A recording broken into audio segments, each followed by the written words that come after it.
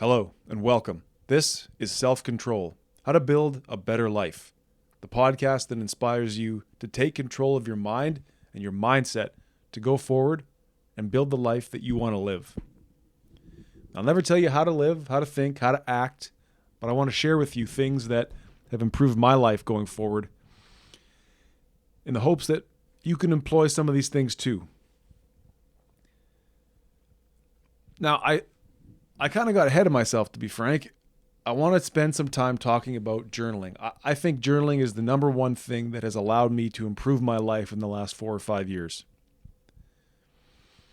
Now, I spoke about it a little bit in an earlier episode, and I actually have already recorded a second episode about journaling specifically, but I think I need to back it up because I need to realize that I'm likely speaking to folks who don't journal. And so you might look at it as a task that is hard to start. And that's quite fair. I was stoned when I started, and I don't actually get stoned anymore. So there's something in there, but I guess you could say I was at a time of free thinking and looking for ways to improve my life, and journaling came to mind. Now, I've always been someone that liked to write. I'm a storyteller by trade, I suppose, having got an arts degree and then moved into filmmaking and video production.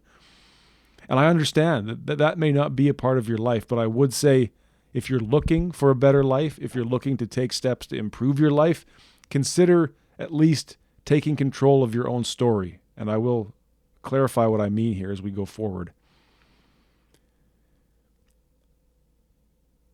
Now, journaling is also a very, I would say, affordable thing to start. You just need a notebook and a pen. And really what it takes, or the cost, I suppose, if you want to call it as such, is your time. And I don't think it necessarily has to be time consuming beyond, let's say, half an hour a day. I personally like to do it in the morning. Simply just sit down, open up the book, and start writing. You may have to make time for it on your lunch break. Maybe you have kids. Maybe your evenings and your mornings are busy. I would say the first step would be to examine your routine as it is and see where you can carve out that half an hour to sit down and write. If you don't have half an hour in your life to take control of your story, there may be an issue with time management. And again, there's no judgment here, but I would say really, really look down at what you're doing. And journaling helps with this, but to even find the half an hour to start is step one. And then make that a routine, okay? If it's the morning, if you have to get up half an hour early, get up half an hour early. You got to stay up half an hour late. You got to maybe not take too much time on your lunch break eating. Make half an hour on your lunch break to write. And I someone told this to me, actually 2 people in 2 days in a row told me, if you want to improve things, if you want to grow, you have to push out of your comfort zone. So I'll tell that to myself, and I hope you'll listen. If you want things that you don't have, you have to do things that you haven't done. And journaling is a very simple step forward in that direction. So again, number 1 is to make it a routine. Find that time in your life to simply sit down with your notebook and your pen and write. And now, and fairly, you'd be wondering, well, what am I supposed to write? I'm not a writer. I'm a computer programmer. I'm a welder. I work retail. I work in healthcare. Writing is not a part of my life. I didn't enjoy writing in school, and that's fair. I cannot understand that per se, but I can say I could understand why that might be the case. But let me just say that writing, I suppose, is a very rewarding thing to do once you do it. And so when you say I'm not a good writer, I would ask, well, how often do you write? You don't even have to worry about stringing sentences together first. The number one thing that I would say journaling can allow you to do is to track what I would call metrics. Metrics are simply ways of measuring the things that are important, things that are measurable, things that are quantifiable. For me personally, I track how long did I sleep each night, and I try to put a word or two to the quality of the sleep. Simply write at the very top of the page, top left-hand corner, right up on the upper margin, sleep, or slept if you like, well. 8:30 p.m. to 5:30 p.m. or 5:30 a.m. Jesus. To 5:30 a.m. And then in brackets, approximately 9 hours. Next, I track when did I eat. Like I partake in intermittent fasting, and that's something that I'll likely talk about going forward on the show. I'm not a dietitian. I cannot recommend it for anybody. In fact, I've heard intermittent fasting may not be the best move for women. I've heard that and it's definitely not the way forward, I don't think, if you're looking to build muscle. And so anyways, this may not be as important to you if you don't have a problem with your diet. But I like to track the window in which I ate. So simply 8, as in ATE, 11 a.m. to 7 p.m. Next to that, I then put how long I fasted. So if I'm eating 11 a.m. to 7 p.m. regularly, that's a 16-hour fast. Another thing I like to track, and I'm not sure why, but it's kind of fun. It's almost like a memory challenge, which journaling is that. The weather. How was the weather when you woke up? How was the weather throughout the day? And how was the weather when you went to bed? Just a few lines, just a few words. You could simply write weather, AM, cloudy, cold. PM, clearing, still cold. At night, clear, very cold. Sounds like winter in Canada. Some other things that I choose to track pretty regularly, my consumption of any sort of, let's say, illicit substances, that whether that's booze, nicotine, marijuana. That's not something I partake in anymore. I don't know if you're into any sort of psychedelics. I just think, again, you wonder why, but it's like as much data as you can collect on yourself, the better, especially in hindsight, when you can then go back and say, well, geez, I drank like 4 or 5 beers every day. I drank 4 or 5 beers every Friday. And then I would drink again on Saturday. And then come Monday, I was a miserable, That's a very simple but very honest appraisal of what journaling will do for you. It allows you to see everything that you're doing and then the results that you're gaining. I also track exercise. I don't do much exercise beyond walking and weightlifting. Just simply in those upper margins of the page, often you'll find that notebooks have a large upper line. There's a lot of room there to track these metrics and just track what's important to you. I mean, are you looking to lose weight? Do you weigh yourself in the morning?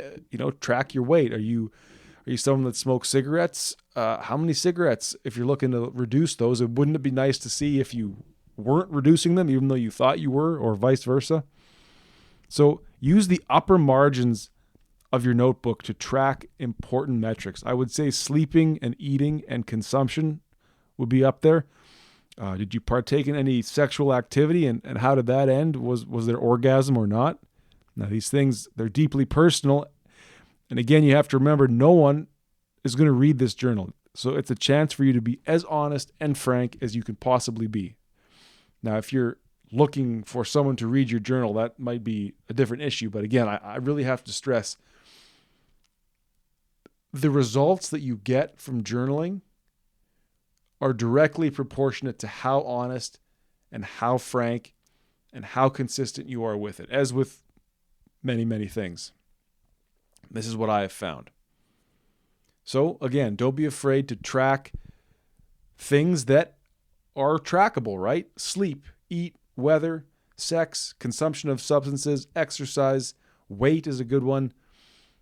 I don't know, maybe you're on blood pressure medication and you do a blood pressure measurement every day. Why not log that, right?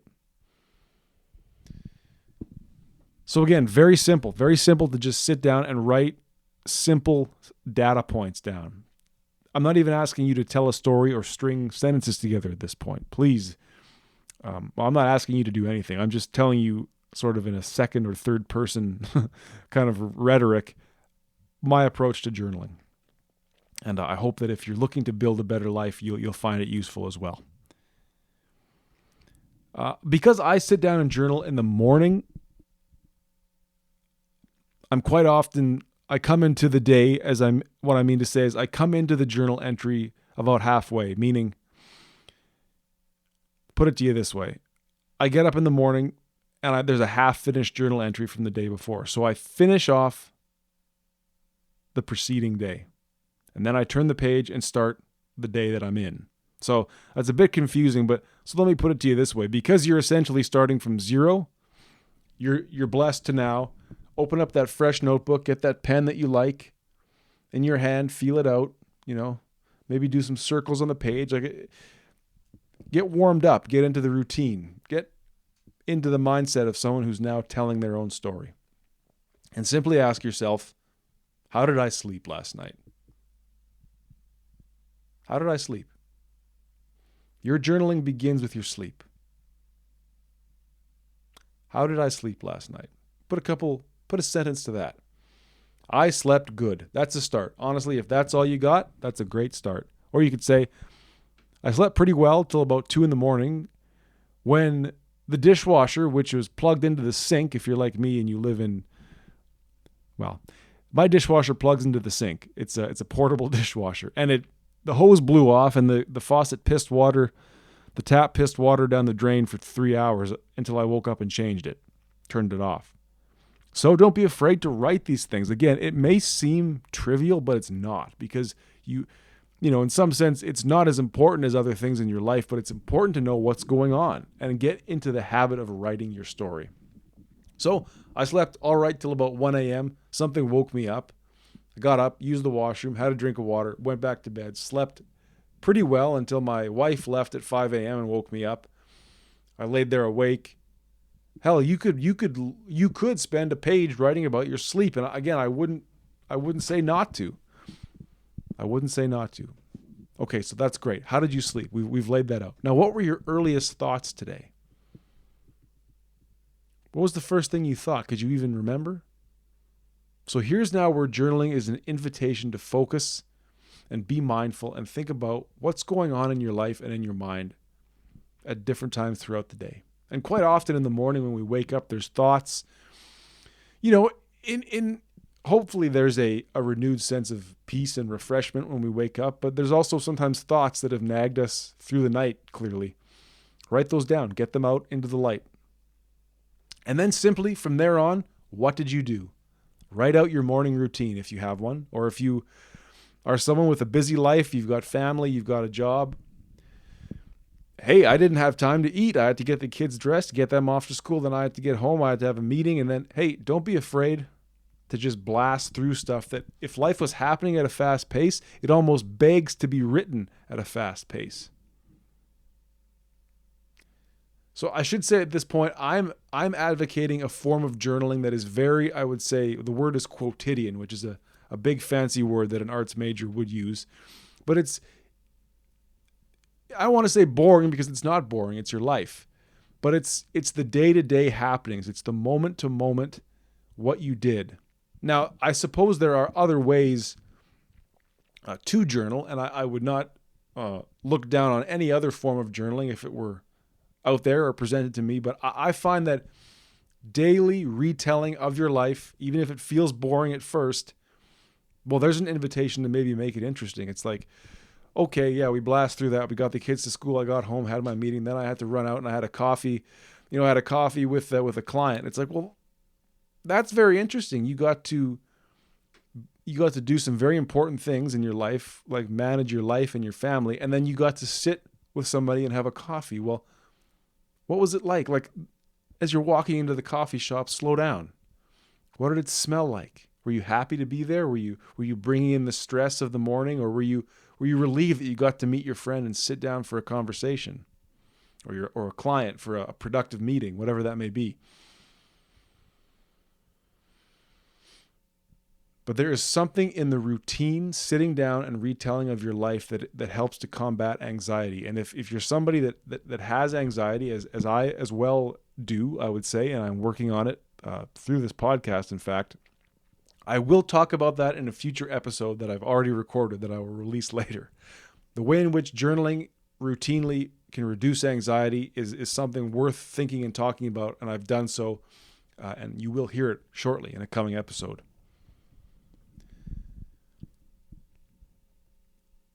So don't be afraid to this is where the skill, or this is where the ability of storytelling. Now, you might not think of yourself as a storyteller, but here's an invitation for you to take on a new skill of storytelling.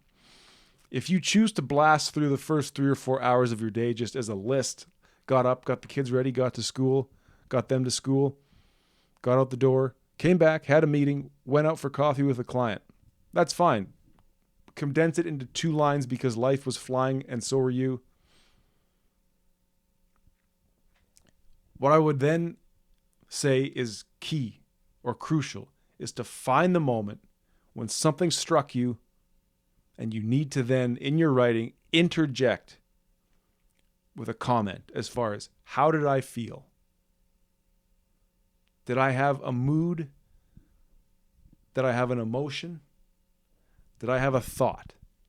Did I walk into the coffee shop and, yes, I'm married, but that barista, man, she was cute. And we had a nice interaction and we smiled and I tipped her. Or I sat with my client and you know what? He's got the same problems he's had for a year and I'm not sure I'm helping him. Maybe it's time to move on. Again, this practice, this is not something passive. This is not a long-term investment in the stock market that you put money into and don't look at it. This is an active thing, just like parenting, I imagine, just like building a relationship with your spouse, just like exercising, just like your career. Look, if you have the wherewithal and the desire and the ability to get up every day and go to a job, you have the ability to sit down for half an hour and write your life story. And I invite you to think about the moments that pass us by in our lives where we could interject in hindsight and say, when that happened, I really felt rotten about that. I felt my anxiety creep up. And it took me out of the flow. Or vice versa. When I got to wake my daughter up, get her dressed, and see her go to school with her friends, it all felt worth it. But these are thoughts that we have. I'm sure you have all kinds of thoughts just like them. You need to take a moment to write them down. It reinforces them. And not necessarily most importantly, but importantly as well, now they exist. Now they live forever on paper, or, as long as that paper survives, and you can go back to them and you can remember them. And someday down the road, you'll get to relive that moment that really, really mattered. And a year later, it reminds you of what matters. So again, I understand that you may not be a storyteller. You may not think of yourself as a writer, but here's your chance to at least give it a shot. And you know what? No one's ever going to read it unless you want them to. But I would say consider this completely private. Something in your life that's completely private. It's for you and you only. Take a moment to really examine the beauty and the dread of life. They happen so often together. It's incumbent on you. Humans survived by telling stories. It's incumbent on you to now tell your story. Now, I would then say you get through the day. So let's say it's 7 a.m. and you've written out everything you did yesterday and you come to now it's the present. And that was what I was talking about earlier. So now you'll stop because time stopped, so to speak. You've written up to the current moment. And then tomorrow morning you'll sit down and you'll pick it up from there. You'll pick it up from yesterday morning. The beauty of that is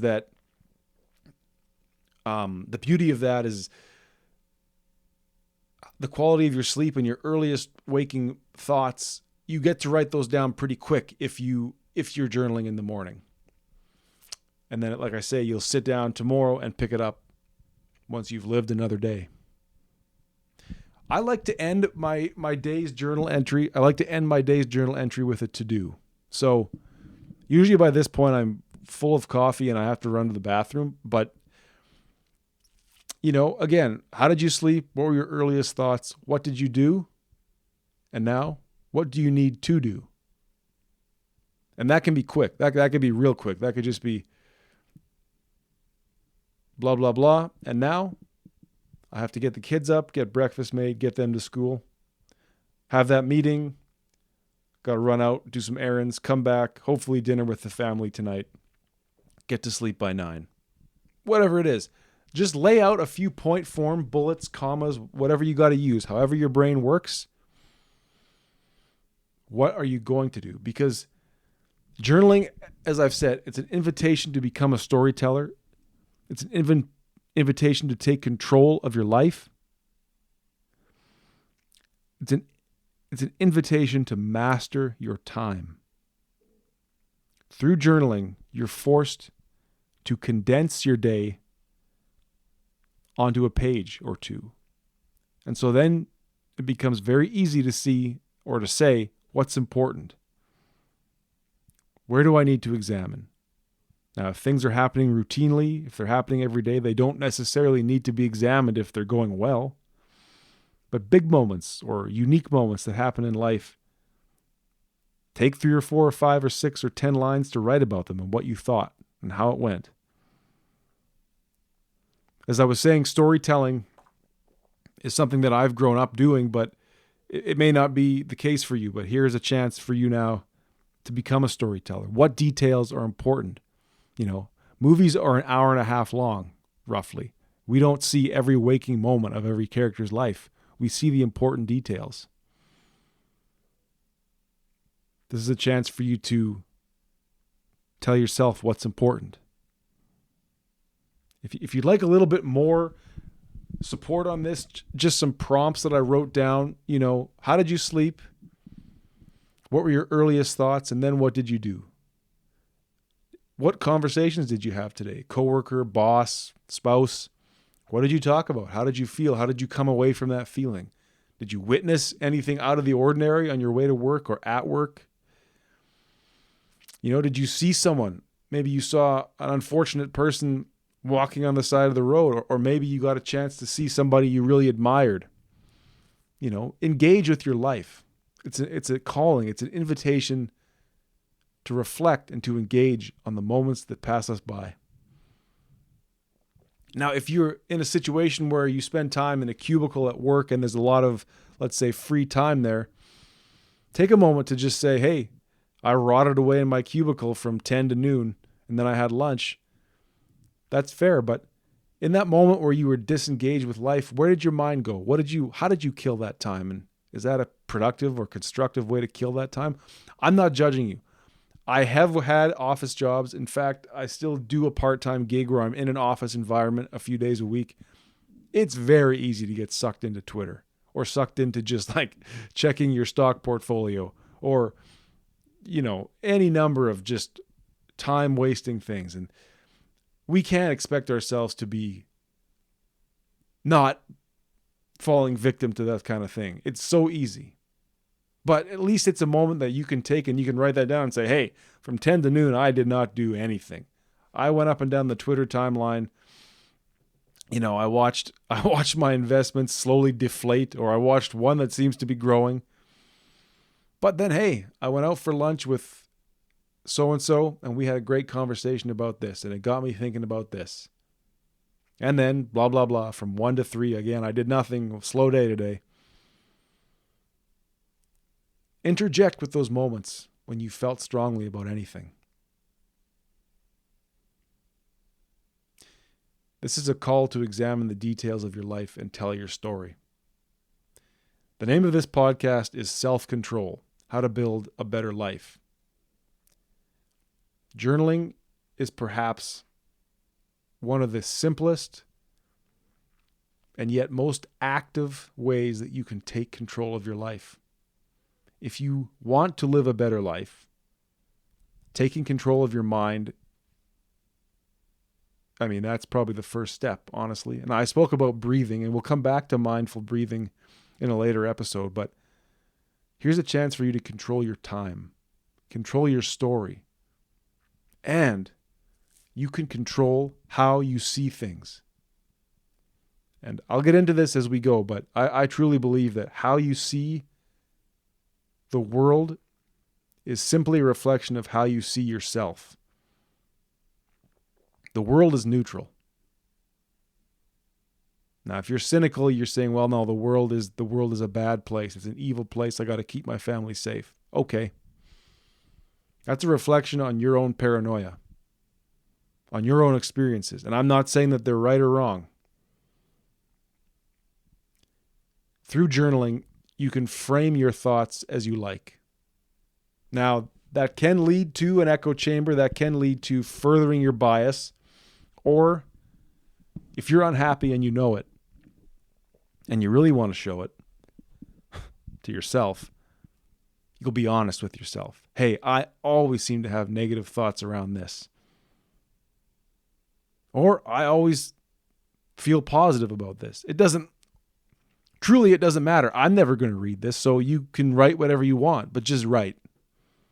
And it only works if you're honest and you're frank. It's an invitation to control. It's an invitation to be honest. It's an invitation to build a better life with a pen and a piece of paper.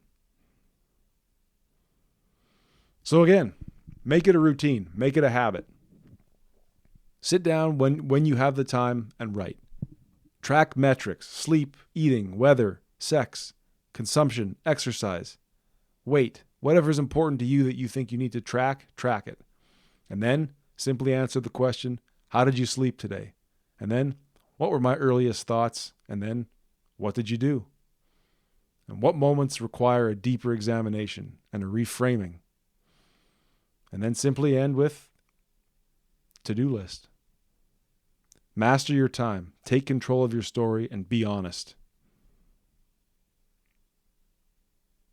Anyway, I hope that helps. Journaling is something that I've really, really enjoyed doing.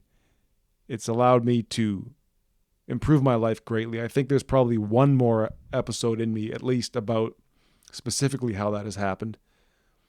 But I wanted to get something out that's constructive and productive for you to improve your life. So thank you for listening to Self-Control, How to Build a Better Life. And until next time, remember, better is possible.